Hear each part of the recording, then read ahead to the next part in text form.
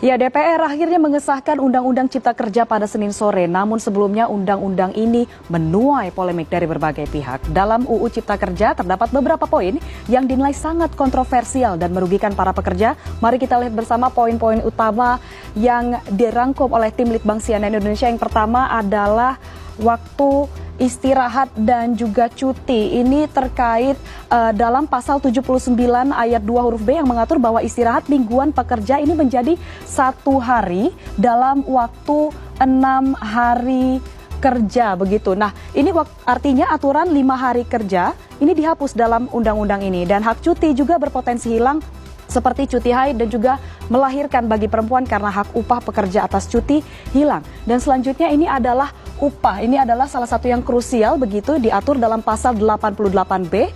Pasal ini mengatur tentang standar pengupahan berdasarkan waktu alias per jam begitu.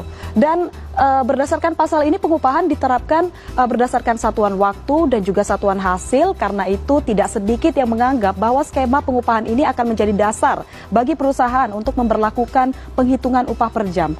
Dan selain itu dalam pasal 88C ini disebutkan menetapkan upah minimum sebagai jaring pengaman. Nah, dalam hal ini kaitan upah minimum yang dimaksud adalah upah minimum provinsi. Pada poin ini banyak juga kekhawatiran terkait pemerintah tengah berupaya menghilangkan upah minimum kabupaten atau kota atau UMK melalui peraturan ini. Dan selain upah, hal lain yang menjadi kontroversi adalah jam kerja yang dinilai eksploitatif. Dalam pasal 77 Undang-Undang Nomor 13 Tahun 2003, pasal sebelumnya ini disebutkan mengenai pelaksanaan ketentuan waktu kerja, yakni 7 jam sehari untuk 6 hari kerja atau 8 jam sehari untuk 5 hari kerja. Nah, sementara pada UU Cipta Kerja pasal 77 ini disebutkan waktu kerja paling lama adalah 8 jam dalam waktu 1 hari dan 40 jam dalam waktu 1 minggu. Nah, selanjutnya poin yang menarik diperhatikan juga adalah mengenai penghapusan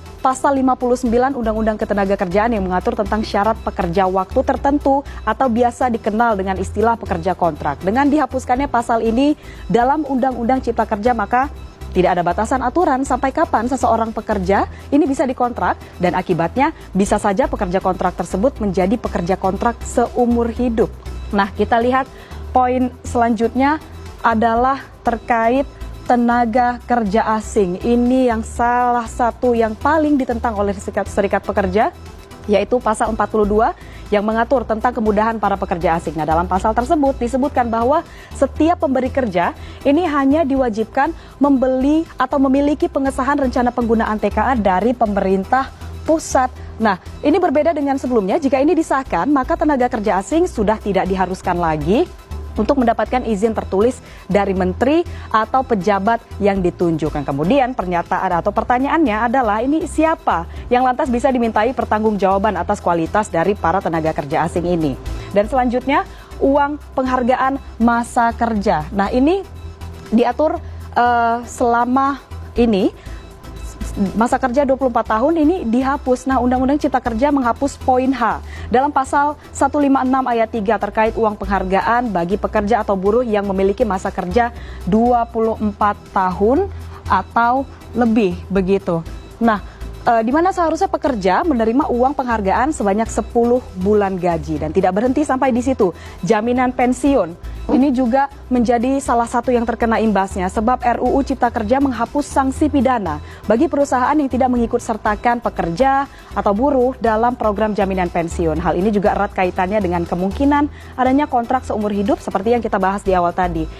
Dan yang terakhir adalah terkait pesangon. Ini dalam Undang-Undang Cipta Kerja ini nilai pesangon dikurangi dari 32 bulan upah menjadi 25 bulan upah dengan rincian 19 bulan dibayarkan oleh pengusaha dan 6 bulan dibayar oleh BPJS Ketenagakerjaan. Lalu dari mana BPJS Ketenagakerjaan ini mendapatkan dana untuk membayar pesangon? Dan inilah dia 8 poin yang menjadi kontroversi terkait Undang-Undang Cipta Kerja ini.